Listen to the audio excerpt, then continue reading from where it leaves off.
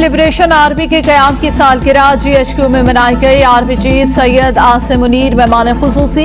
चीनी नाज़िमुल उमूर ने खिताब में तकरीब की मेज़बानी करने पर चीफ ऑफ आर्मी स्टाफ का शुक्रिया अदा किया।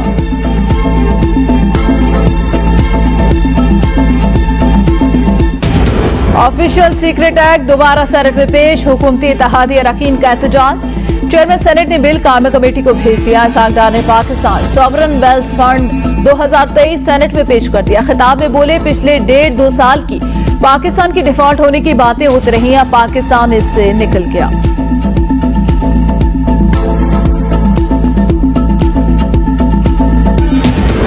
दहशतगर्दों को वापस लाने वाले कौम से मुआफी मांगे। वजीर खजाना सागदार का सेनेट में खिताब। बोले, क्यों इसको वापस लाया गया और वाहिदा किया गया? ऐसा वाकया अगर हमारी हुकूमत में होता तो अपनी क़यादत से जरूर पूछता। दहशतगर्दी के मामले पर हमें खुद एहतसाबी करने की जरूरत। सबको पता होना चाहिए मुल्क में कब क्या हुआ। साने आर्मी पब्लिक स्कूल के बाद कौमी लाएमल बनाया गया। बदकिस्मती से दहशतगर्दी के वाकयात फिर से सर उठाने लगे। बाजोड़ में दिल खराज वाकये की भरपूर मजम्मत करते हैं।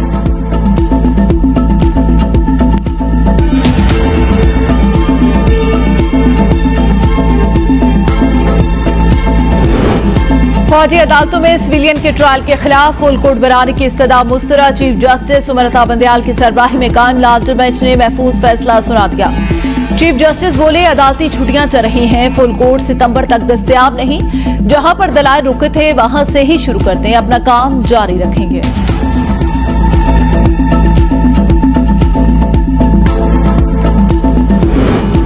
इंट्रा पार्टी इलेक्शन का मामला। इलेक्शन कमीशन ने चेयरमैन PTI को 4 अगस्त को तलब कर लिया। नोटिस में कहा गया, इंट्रा पार्टी इलेक्शन ना होने पर PTI इंतखाबी निशान लेने के लिए नाअहल हो सकती है।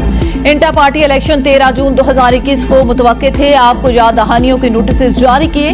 जून 2022 को आखिरी नोटिस जारी किया गया। मजीद तौसीर नहीं होगी।